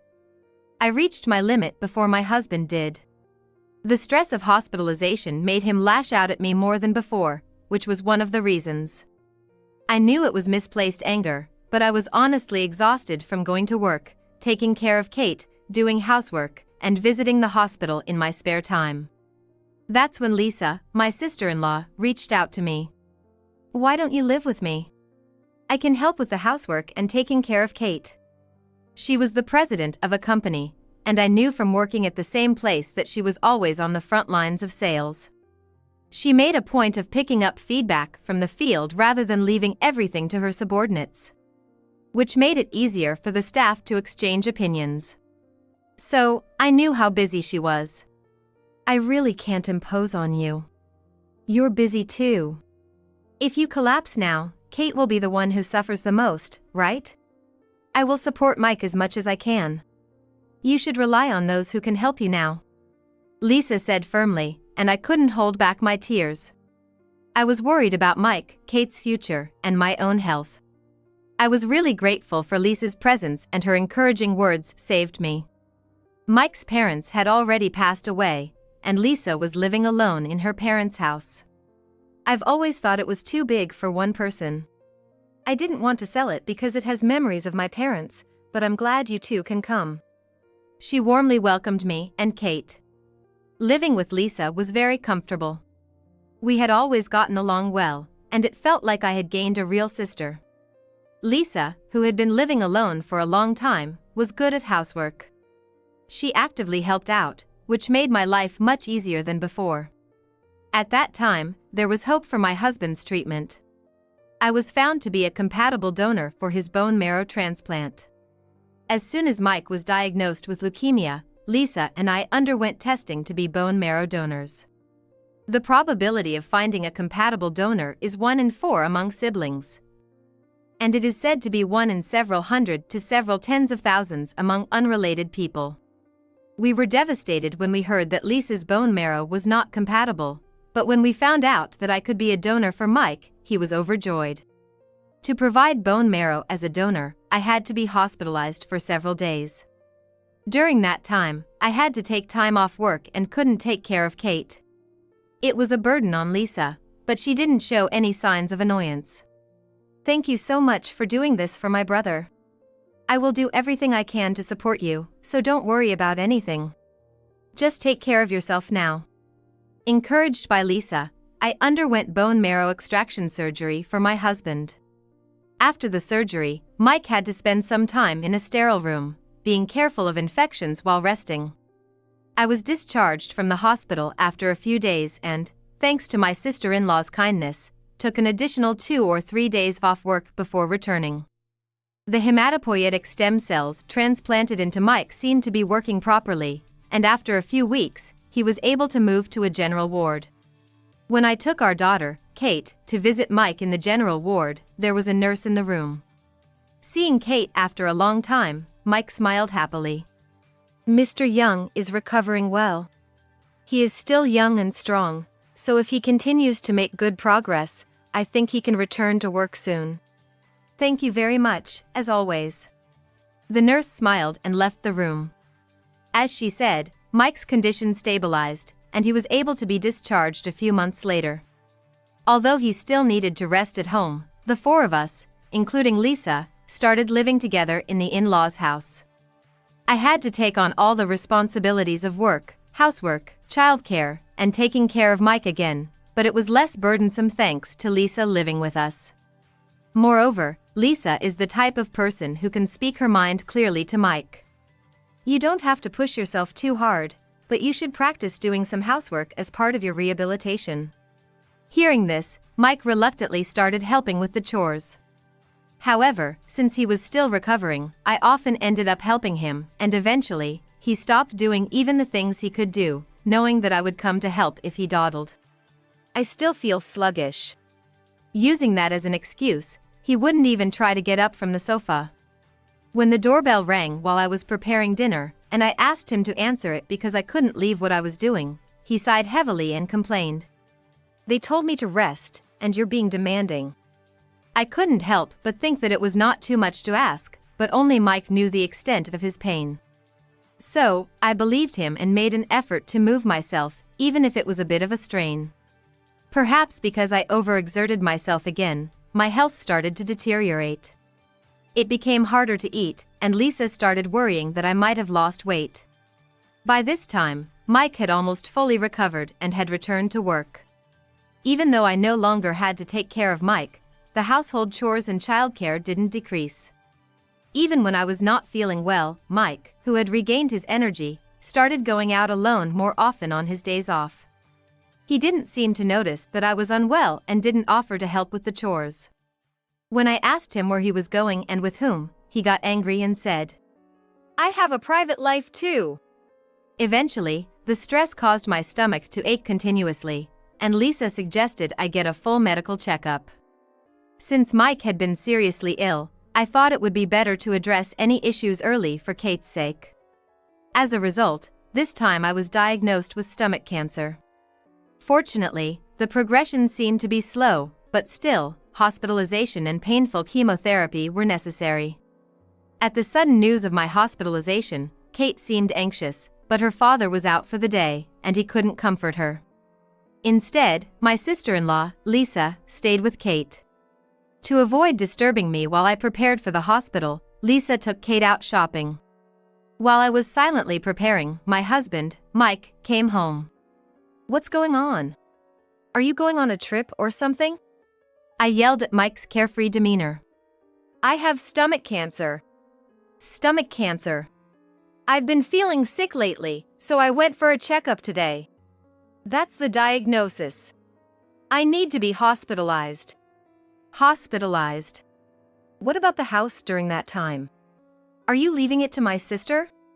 I was shocked that the first thing he worried about after hearing about my hospitalization was not concern for me. Granted, it's not a matter of life and death because the progression is slow. But still, facing his wife who is about to undergo painful chemotherapy, the first thing he asks about is the house, which I found utterly disappointing. Well, this is just perfect. Huh? Divorce me. What? I was confused and bewildered by the sudden request. I had always supported him devotedly when he was ill. Now that I'm the one who's ill, he turns his back on me. Having nearly died once and being able to recover, I feel reborn. I want to start over, and I don't want to take care of an old woman. Despite my being the donor that allowed Mike to recover, not once did he express gratitude. In fact, he handed me a business card of a divorce lawyer. You don't even wear makeup at home. I can't see you as a woman anymore. Even if you say that, I'm busy with work, housework, and childcare. I don't have time for makeup.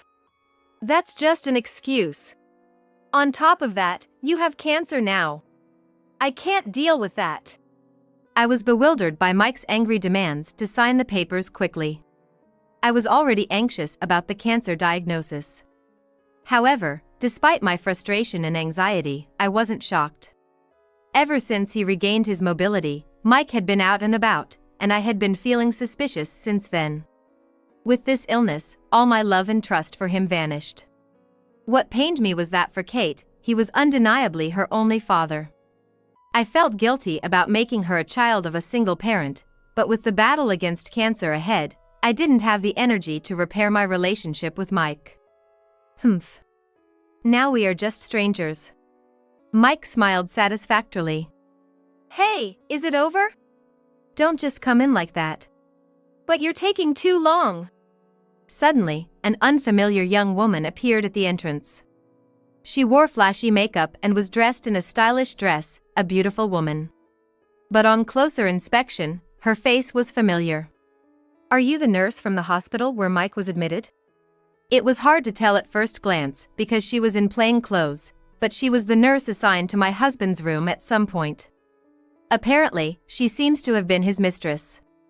Yes, she is. She supported me devotedly when I was sick. Much more than you ever did. I was dumbfounded by Mike's boastful statement. Supporting a patient devotedly is a fundamental part of a nurse's job. It's frustrating to be compared to her in that regard. Get out of this house right now.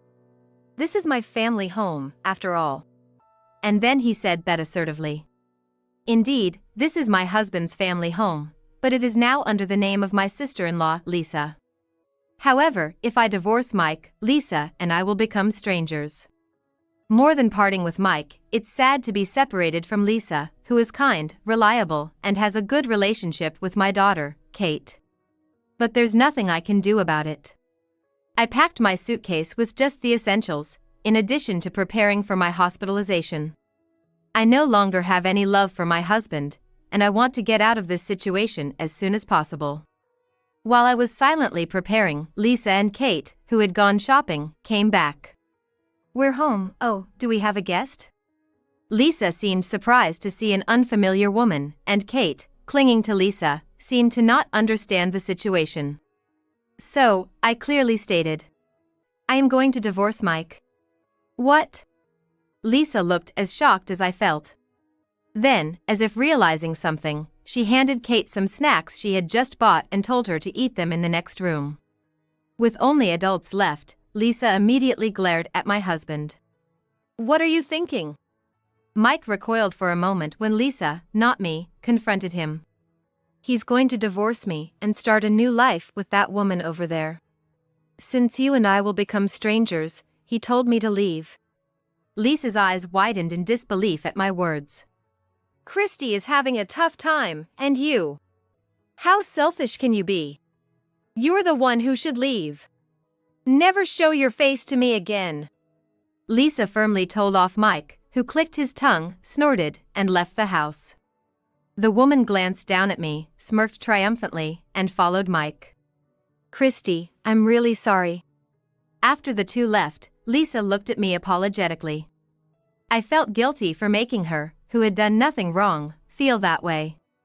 Please don't make that face. You've done so much for me, Lisa, and I can't thank you enough. And I felt a bit relieved that Lisa had decisively cut off Mike. Even if you divorce Mike, I'll always be on your side, Christy. We had already vacated the house we lived in before Mike fell ill. Having been kicked out by Lisa, Mike now had no place to live, but he probably planned to move in with that woman. Although he had insurance and subsidies, Mike shouldn't have much savings left after his major illness. Well, it's none of my business anymore since we'll be strangers. Although we were no longer a married couple, Lisa is still helping me. I have to be hospitalized, and I was thinking of leaving Kate with my parents, but I was wondering what to do about transferring her kindergarten when Lisa said, "I'll take care of her." I know Kate will be anxious without her mom, and changing environments will make her even more anxious. My work is stable right now, Lisa said, so I decided to rely on her. About a month after I was hospitalized, I received a call on my smartphone. The name displayed was my ex-husband, Mike, and of course, I ignored the call. Despite ignoring it repeatedly, I kept getting calls from Mike. When I mentioned this to Lisa, who came to visit me, she said she also received calls and ignored them, but he apparently showed up at her in-laws' house. He apparently insisted on seeing me, but she sent him away, saying it was impossible since I was in the hospital. Don't pay attention if he says anything.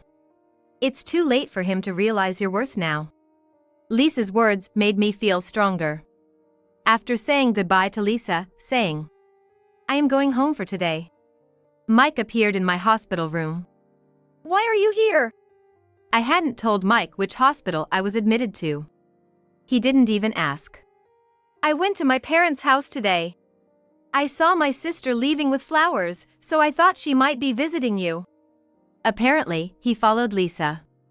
Mike's persistence was terrifying, and I was puzzled about what he wanted. Then, he clung to me. My illness has recurred. It turns out, Mike's leukemia had recurred. Although remission is possible with a bone marrow transplant, it does not guarantee there will be no recurrence. So, can you be a donor again? I was dumbfounded by his audacity. I was battling a severe illness, cancer, and the ex-husband who abandoned me came back as soon as he fell ill again. It was all too convenient. I don't care. Isn't it your own fault? What do you mean? Didn't you have someone who supported you more devotedly than I did? Upon hearing my words, Mike looked regretful. It seems that as soon as she found out about Mike's recurrence, his girlfriend immediately broke up with him. She apparently said she could handle work but not taking care of a sick person in her personal life. "You're the only one I can rely on now," I firmly told Mike, who was begging for my help. I absolutely don't want to. Are you going to abandon me when I am sick? You were the one who abandoned me first, right? Mike was at a loss for words at my response. Besides, I am currently consulting a lawyer about you. A lawyer? Yes, of course. Child support for Kate. I will make sure you pay. But I am sick. I am telling you, I am too. As our fruitless argument continued, a doctor who noticed the commotion came into the room. The doctor restrained Mike, who was trying to grab me, and took him away. It seems that Mike was later handed over to the police. After being interrogated, a restraining order was issued against him. Hearing the commotion, Lisa came back to my room. After hearing the details, she seemed utterly disgusted by Mike's selfishness. I asked Lisa to testify, and after consulting with my lawyer, I decided to claim compensation from Mike and his mistress. Mike was very reluctant, but his mistress agreed to pay immediately, as if it were a severance payment. Since then, I have been slowly recovering. Lisa has been supporting me devotedly, and although Kate is still young, she has been cheering me on without being selfish. The cancer was successfully removed, and no metastasis has been found. On one hand, Mike still hasn't found a donor and is apparently living in fear every day. He managed to pay me the compensation by depleting his savings, but it seems that he won't be able to afford Kate's child support. Since he can't pay child support, he is not allowed to visit, so he is seemingly fighting his illness alone. I still have a good relationship with Lisa. After I was discharged from the hospital, I thought I couldn't bother her anymore, so I was considering moving out with Kate, but she got mad at me, saying I shouldn't think about unnecessary things after recovering from an illness. She told me to spend freely until I saved enough money, and I took advantage of her kindness and lived with her for a while with 3 of us. Since Kate is very attached to Lisa, We eventually decided to rent an apartment nearby even after saving enough money. We go back and forth between each other's houses, and now we have a relationship like best friends. I had a terrible breakup with Mike, and I was struck by an illness and had a hard time, but there are still people like Lisa who have supported me without changing. I may make Kate feel lonely, but I hope she grows up to be a strong, kind, and just woman like Lisa, and I want to continue to get along well in the future. I brought something for you. Here it is. I watched closely as Jason handed a cake box to my mother. Jason's forced smile made me feel a bit uneasy. I quietly took the cake box from him. After slightly opening the box and confirming its contents, I threw it into the trash. Hey! What do you think you're doing? Jason and my mother simultaneously looked at me and expressed their anger at what had happened in front of them. What I did? I asked my mother, amazed. Did you see what was inside the cake? My mother began to tremble at the unexpected question, as if she didn't think it was possible. I glared at Jason to confirm if my suspicions were correct. Jason looked frustrated and upset. Just as I thought. I clenched my fist, ready to get back at Jason for what he had done. My name's Jessica Smith. I'm 36 and I work as a caregiver. Work is busy every day, and by the time I get home at night after leaving early in the morning, I'm completely worn out. I knew the job would be physically demanding, but since getting married to Jason a year ago, we hardly see each other. Jason, on his end, works as a long-haul truck driver with irregular hours, adding to our difficulties in finding quality time together. Anyhow, we know we need to address our marital issues soon, but with both of us buried in our jobs, it's been hard to communicate. Our initial meeting was through a mutual friend. I've always been shy when it comes to love. After becoming a caregiver, I often declined invitations to social events after work. I wasn't the type to actively seek out a relationship, and after a long day at work, I just couldn't muster the energy to go out. Most of my peers were desperately looking for partners as they approached the marriageable age. Even if they were tired from work, they'd make the effort to find a romantic partner. While watching my friends passionately tackle their challenges, I, who had been nonchalantly avoiding relationships, suddenly started feeling the pressure after turning 30. Especially as everyone around me began getting married or having children. I can't go on like this. Even if I'm shy when it comes to love, I had always wanted to marry someday. So, I reached out to a friend who once invited me to a singles party, and she introduced me to a man of my age. That was my husband Jason. Jason was 2 years older than me. He was always calm and composed, so I could sense the maturity that came with his age. What I needed wasn't a fiery romance, but a stable, quiet marital life. I liked him right away. Our interests aligned, and things moved quickly. We started dating and tied the knot a year ago. We began our marital life living with my mother. Without a father, I felt bad about leaving my mother alone after getting married. I thought Jason might object to living with my mother, but he was surprisingly okay with it. Though it took some time, I was able to get married and now live together with my mother. Everything seemed to fall into place and I was at ease, but from there, unexpected developments awaited. Something I couldn't have predicted just after our marriage. Right after Jason and I got married, there was an incident at my workplace. Several employees quit in succession. The reasons people gave for quitting varied widely. Some left to get married, while others wanted a change in career. While they probably didn't consult each other and quit all at once, the end result was that those left behind had to take on twice the amount of work as before. So, I started coming home later than ever before, and our lives became even more out of sync. So, when I left work on time for the first time in a while and sat down at the dinner table with Jason and my mother, I noticed the atmosphere in the house was incredibly tense. Hey, did you take care of that thing we talked about the other day? What thing? You forgot? I told you to open an account at M Bank. Right. I forgot, my apologies. How could you? I told you countless times. It's really thoughtless of you to forget. My mother looked amazed at Jason, sighing heavily. There seemed to be some exchange between them that I wasn't aware of, but Jason had forgotten something my mother had asked him to do. What do you mean by bank? Well, Jessica, you have an account with M-Bank, right? We never know what the future holds, and I think it would be wise for Jason to have one too, but he just won't listen. I'm really sorry, I truly just forgot. Oh, really? Well, if that's the case, it's fine. Indeed, I have an account with M-Bank. My mother deposits a small amount into that account every month, thinking of the unforeseen future. Probably, she plans to save for Jason as well. But Jason doesn't seem to get that she's trying to save for him, he just hears it as a demand to open an account.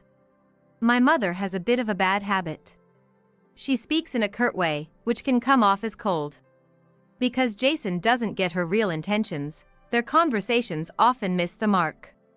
That being said, I myself haven't been able to talk properly with my mother lately, so I've often had fights with her. Come on, Jason is busy too. No need to be so hard on him. You always say things so carelessly, not understanding the gravity of what I'm trying to convey. Not only is her tone sharp, but my mother also gets emotional quickly.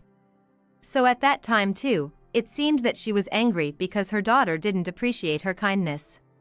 That night in our bedroom, Jason said to me, "Your mom always seems to be nagging me. She gives me these confusing commands. Every day, until you get home, she's like a broken record telling me to get insurance, invest my money, and all that jazz. I'm exhausted from work and I just can't deal with her anymore." My mom had a time in the past when she didn't have money, and she's just worried. Instead of saying that, please just listen to her a bit. Knowing my mother's concerns, I tried to pacify the complaining Jason. On the surface, Jason seems to get along with my mother, but deep down he seemed to resent her. I get where he's coming from. I understand how annoying it can be to have someone go on and on about something you're not interested in, and even more so, how tiring it is to be constantly told what to do. But my mother just wants to ensure that Jason and I won't face financial hardships in the future. I can't stand it anymore. I'll deal with insurance and investments when I feel like it. As for the M-Bank account, it's obvious she'll only use it for her deposits or investments. Nowadays, you can't have multiple accounts at the same bank. M-Bank is the closest to our house and she just wants an account, it's as clear as day. Normally calm, Jason becomes very emotional about my mother. Being able to empathize with both my mother's feelings and Jason's frustrations, I simply nodded to Jason's story, letting out a sigh, wondering if there wasn't some way to resolve things. It might be better if we lived separately. That way, we wouldn't have to deal with her constant nagging. Hey! Jason knows I don't want to leave my mother alone. Making such a spiteful remark seemed rather mean-spirited to me. I'm just kidding. I'm gonna do whatever she asks. Whether it's an account or whatever, I should just set it up for her, right? He finally commented in a resigned tone, lying down on the bed in a huff. I didn't have any more to add, feeling uneasy. I just closed my eyes and lay down like Jason. So, after living together, it had been almost a year since the three of us had started living together and our feelings had remained at odds with each other. I feared that our days of discomfort would just continue, but an unexpected incident occurred. Cancer! Yes, it's really frustrating to find out about this at my age. One day, when I returned home a bit earlier than usual, my mother nonchalantly told me she'd been diagnosed with cancer. Jason hadn't returned yet, and it seemed like a good time for her to break the news. Oh no! Is it serious? How advanced is it? It doesn't seem too serious yet, but I'm gonna have surgery soon and will probably be hospitalized for a bit. Can you handle the housework? My mother, more concerned about whether I can do the housework than her own surgery, leaves me wondering if she's being kind or just interfering. Either way, her concern over something so trivial irritated me, somehow. Of course I can manage. How old do you think I am? What's with you? I'm really worried about you. You're crabby. I get it without you saying it every time. I can handle the housework, you just focus on getting better. I don't even know why I'm getting so worked up, but the fact that my mother has cancer seems to have hit me harder than I thought. I just can't be honest with my feeling, and I found myself frustrated again at not being able to offer my mother any comforting words. All right, I get it. Jason would listen without any fuss. My mother doesn't know what Jason really thinks about her behind her back. So, seeing Jason nod on the surface in agreement to her requests, which almost sound like orders, she probably believes that Jason is on her side. While she scolds Jason in a stern tone at times, she doesn't seem to be genuinely mad at him. In reality, Jason always begrudgingly listens to my mother, and he's never seriously paid attention to what she says. I want to tell that to her, but given my current standing, I can't say anything to my mother. Even though I'm truly on my mother's side, not Jason, all I could do was murmur it in my heart. Afterwards, my mother informed Jason that she has cancer and needs surgery. I don't know how Jason reacted, but seeing the peaceful look on my mother's face before she slept, I could tell she was comforted just the right amount. However, as expected, Jason seemed deeply disturbed upon hearing about my mother's illness. How bad is your mother's illness? I'm not sure. All she told me was that it wasn't that bad. Is that so? Jason didn't seem convinced at all and showed a cryptic reaction. With my heart in turmoil, I tried to calm down as I headed to bed. That was the end of our conversation for the day, and Jason and I went to sleep amidst the chilling silence. From that day, even more so than before, I continued living a life without crossing paths with Jason at all. It seems that my mother and Jason rarely see each other. In that case, when on earth does Jason come home?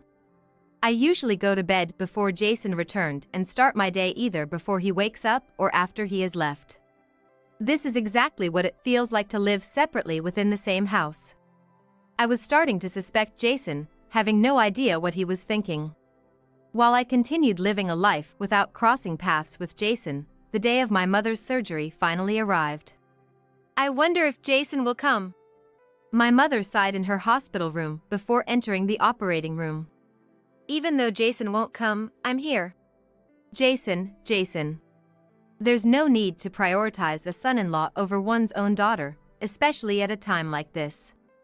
Having such bitter thoughts, I wonder if I'm a narrow-minded daughter. I kept my surprise hidden and simply cheered my mother on as she headed to the operating room. You got this. The surgery ended roughly 6 hours later. During that time, Jason never showed up.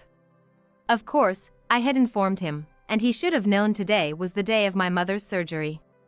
I just had to assume he was busy with work. The surgery was successful, and the cancer cells in my mother were temporarily removed. She would need to stay hospitalized for a while, but I sincerely hoped she would fully recover. When my mother woke up from the anesthesia, she seemed distracted ever since she was briefed by the doctor. Of course, she was happy about the successful surgery, but she couldn't help but wonder when Jason would come to visit. Don't worry so much. He'll come eventually. Maybe Jason's fed up with me. Oh dear. My mother, who's emotionally volatile, upon realizing that Jason's taking forever to show up, can't help but doubt that she might be disliked. While her suspicions aren't entirely wrong, she still believes that Jason is on her side, so she probably feels betrayed. While comforting my agitated mother, I listened to her complaints throughout her hospital stay with a heavy heart. A week after the surgery, Jason finally came to visit. It just so happened that I was visiting after work, and I could see my mother's face light up when Jason arrived. Hey, how are you feeling? I thought you'd never come, Jason. My mother's tone made it sound like she had been waiting for a lover, which embarrassed me. I brought something for you. Here it is. I watched closely as Jason handed a cake box to my mother. Jason's forced smile made me feel a bit uneasy.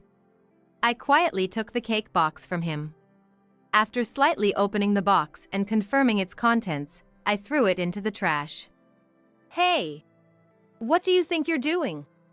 Jason and my mother simultaneously looked at me and expressed their anger at what had happened in front of them. What I did? I asked my mother, amazed. Did you see what was inside the cake? My mother began to tremble at the unexpected question, as if she didn't think it was possible. I glared at Jason to confirm if my suspicions were correct. Jason looked frustrated and upset. Just as I thought. I clenched my fist, ready to get back at Jason for what he had done. What the hell, Jessica? Throwing away the gift I specifically bought. Jason immediately adopted an aggressive stance, as if to argue that what he'd done was right.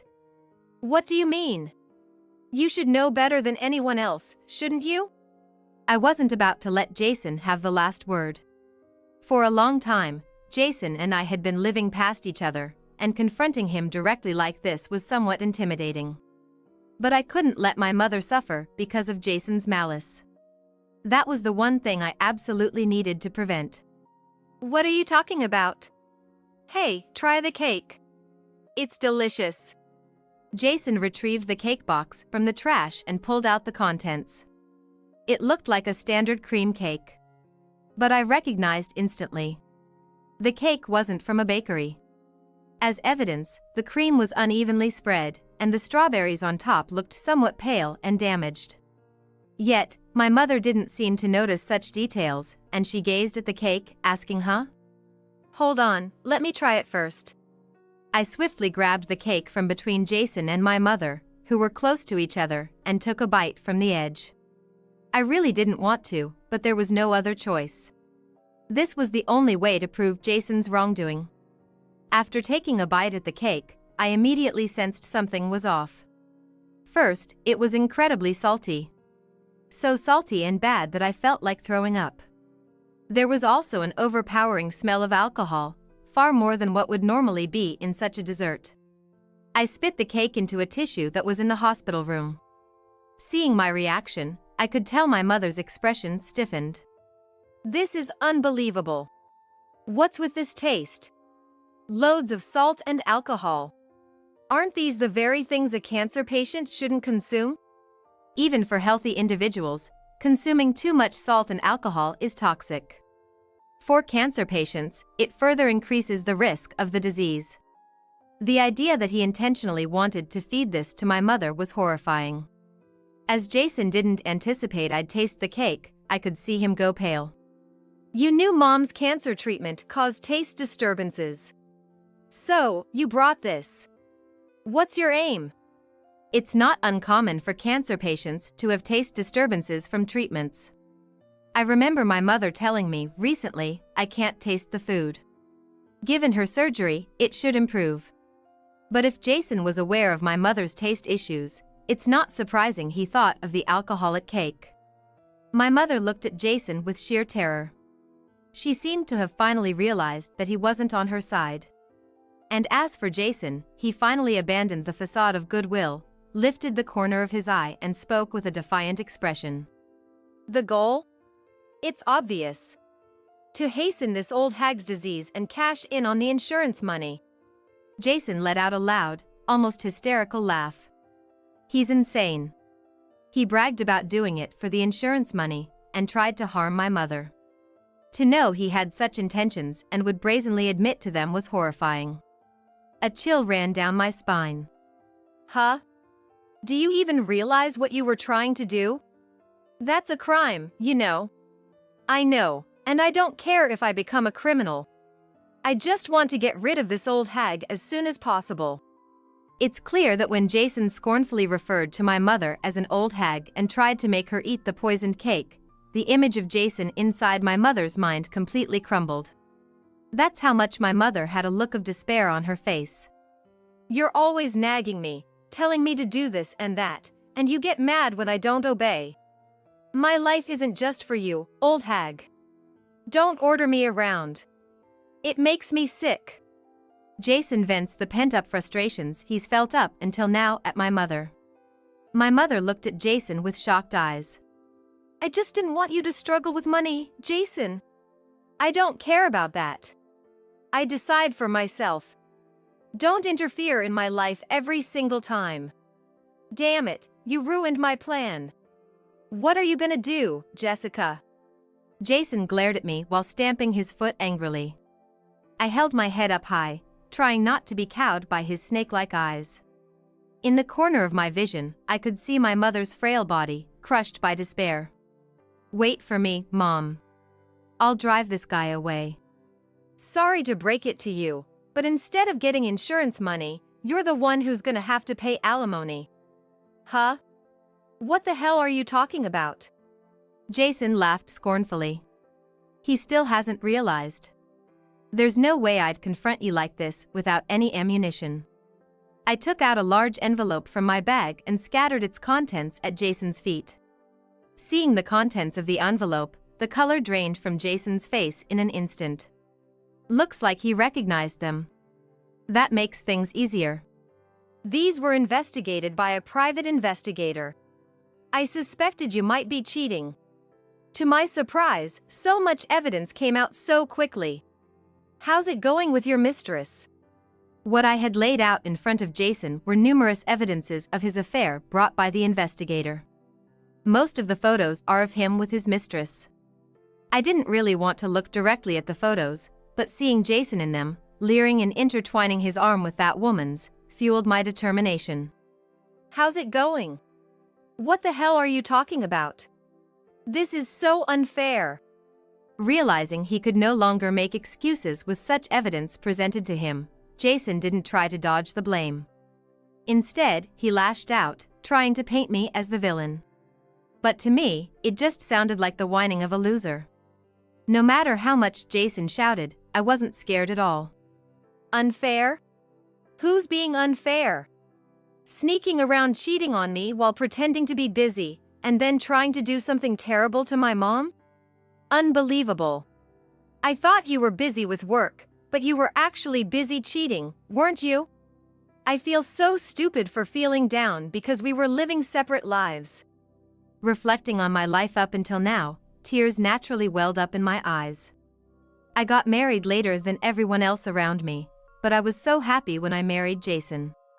It saddened me that Jason would speak ill of my mother and that we could no longer hold a conversation together. My pent-up sadness and frustration that I couldn't vent to anyone suddenly exploded. Yet, even seeing me like that, Jason just sneered at me. I don't care about that. I was planning to live happily with Emma after getting a ton of insurance money. But you ruined it, you damn woman. Ignoring my feelings entirely, Jason continued to spew insults. Emma must be the name of his mistress. Doing my best to suppress my trembling body, I tried to retort to Jason. But before I could, my mother spoke up. I've been listening, and Jason, you're unbelievable. Not only for what you tried to do to me, but how can you speak to Jessica like that? It's because of you and your daughter that I've never been happy in my married life. It's your fault. Jason wasn't the calm and cool guy I once thought he was anymore. Distorted with ugliness, his desire to get away from me and my mother was painfully clear. My mother seemed to have finally lost her patience with Jason's incessant ranting. Excuse me? Our fault? Do you have any idea how much we've considered you in our lives? I've been saving money for you every month. Jessica, even when she was super busy, has been juggling work and housework. And yet you trample on our efforts like this? It's unbelievable. I could see the fire in my mother's eyes. Startled by her intensity, Jason took a step back. Shut up! I never asked for any of that. Jason tried to fight back against my mother, but it seemed to have no effect on her. Shut up! Apologize to Jessica. And never come back home. Jessica can be happy without a jerk like you. Hearing my mother shout, Jason finally fled the scene. The evidence of his infidelity remained scattered on the floor. I looked at my mother's face. Breathing heavily, my mother embodied the very image of a noble mother protecting her precious daughter. Mom, thank you. That guy's unbelievable. Jessica, find a better man. You deserve more happiness. I had thought my mother didn't care about me at all. But she stood up for me. She truly cared for me. Realizing that alone brought tears to my eyes, and I sobbed uncontrollably in her chest. She gently stroked my back. After that, on my way back from the hospital, I stopped by a lawyer's office and decided to proceed with the divorce process. When I got home, I immediately contacted Jason to let him know that I would be proceeding with the divorce process through a lawyer. Jason seemed to have talked to my lawyer. And just like that, our divorce was finalized smoothly. After that, Jason moved out. He's probably living with that so-called Emma. But I doubt they'll ever find true happiness. Through my lawyer, I intend to seek damages from Jason for trying to feed my mother a poisoned cake. Knowing Jason, who was hoping to rely on my mother's life insurance, he's probably tight on money now. Well, it's no longer my problem. Of course, I haven't given Jason the money that my mother had saved up for him. If nothing had happened, he wouldn't have had to worry about money. I hope he struggles. As for me, after my mother was discharged from the hospital, we started our life together. I moved to a workplace with shorter working hours so I could spend more time with my mother. I plan to enjoy life just with my mother for a while. I haven't yet given back to her. But now, I'm able to talk much more openly with my mother than before, and I'm truly happy now.